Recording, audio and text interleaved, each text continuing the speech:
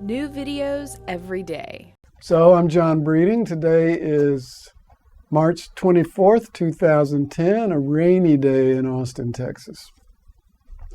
And I'm going to talk a little bit about respect. You know, one way to really get a bead on something is to look at what happens when it seems not to be given, right?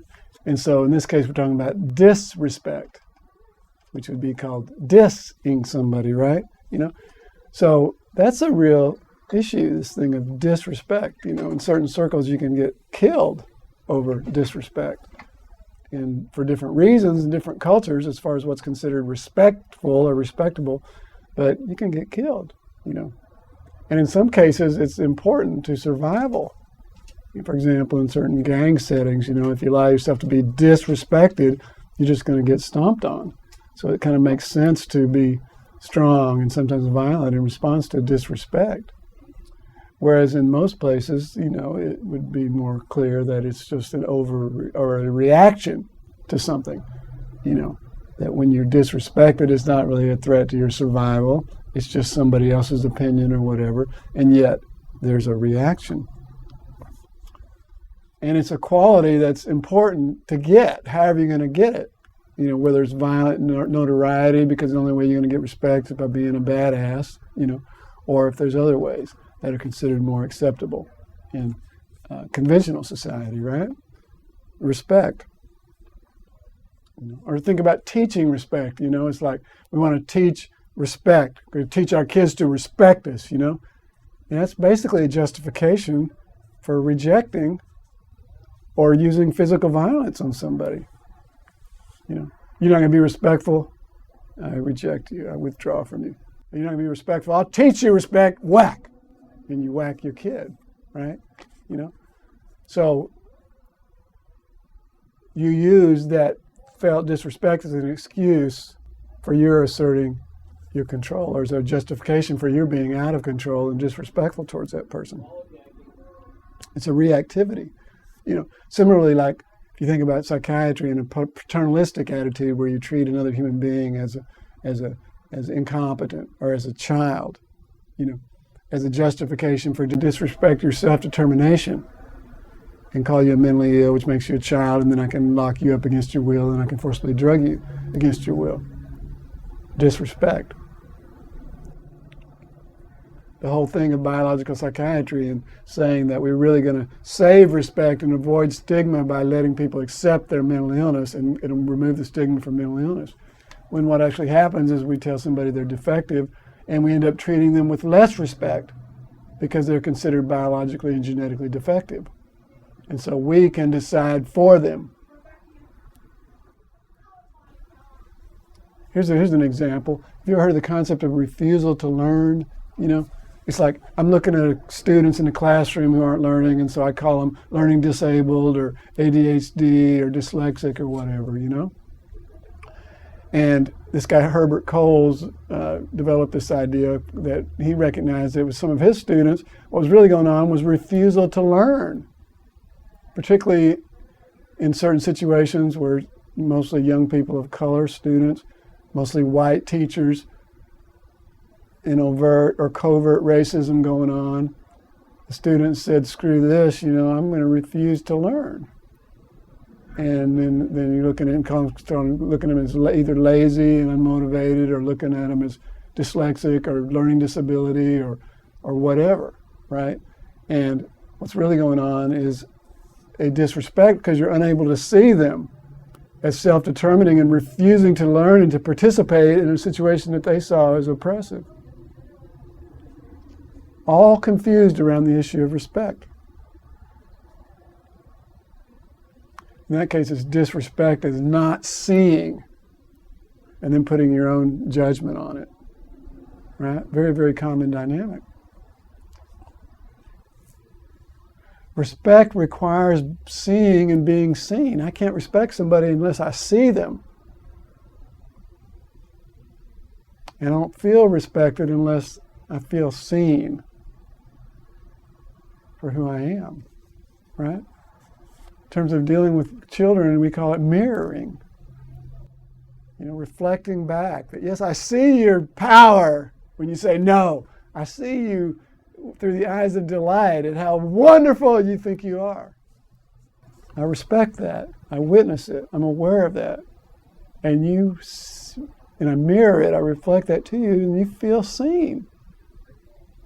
That's respect. I see your distress. I empathize. Respect.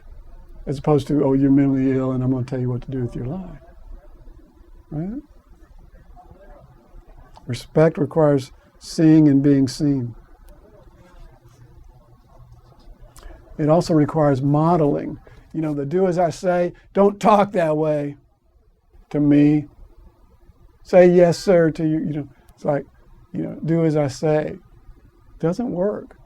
Children never fail to tune out that dynamic, but they also never fail to imitate, to model that which after that which has been seen. The way you teach respect is you be respectful. It's not that you instill it as a force or a punishment or whatever. You treat somebody respectfully, they naturally grow into an attitude of respect.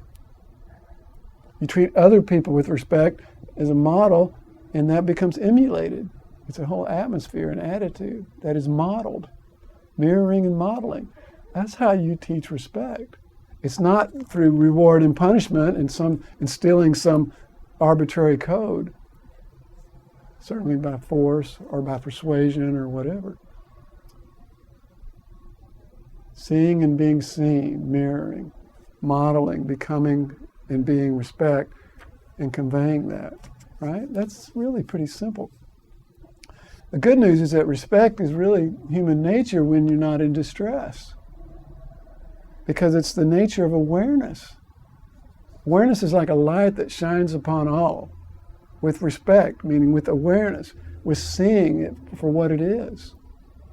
And unless there's distress in the way, from some hurts or upsets or whatever, that get in the way of seeing and recognizing what is out there, then respect is a natural quality. We tend to think intelligently and cordially and for the well-being of all when our needs are met and we're not in distress. You don't have to instill and force respect into people. You have to just allow it and draw it out by seeing that needs are met, by practicing this awareness that's clear and open-hearted, and by modeling that attitude. That's how you do it. It's the nature of awareness. And with that comes admiration, because you are in awe, you admire, you wonder about what you're seeing. And so I call it seeing your child with the eyes of delight. You see them, you celebrate that, and you model an attitude of awareness and respect. Same thing with people of any age. So much confusion about respect. It's not about manners. Manners are nice. It's nice to have those available. But respect is way deeper. And I was reading a book by one of my teachers, Arnold Mendel of the Process Work Institute in Oregon this week. And I have a quote that respect is inclusive with compassion. Respect is inclusive with compassion for inner and outer diversity. In other words, when you have an awareness that allows for the full range of experiences, different aspects of your own self and your own zigzagging path, and those that come from outside as well, that's inner and outer diversity. That brings compassion, meaning feeling from the heart for all that, right? And a celebration of inner and outer diversity. That's respect. Related to tolerance, but it's more than tolerance.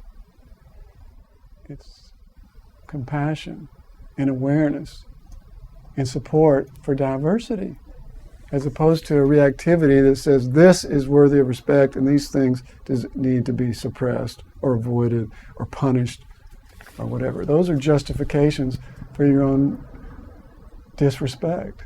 And so that's what happens, people act disrespectful and they justify it on somebody else's action. That's irresponsibility. You look at my own dynamic, what's going on, and call forward this attitude of compassion and respect for inner and outer diversity. That's the thoughts for today. Thank you very much. If you liked this video, we have hundreds of more alternative videos ranging from sexual health to psychology to mind control. So if you liked it, go ahead and click on me to enter the Psychetruth channel.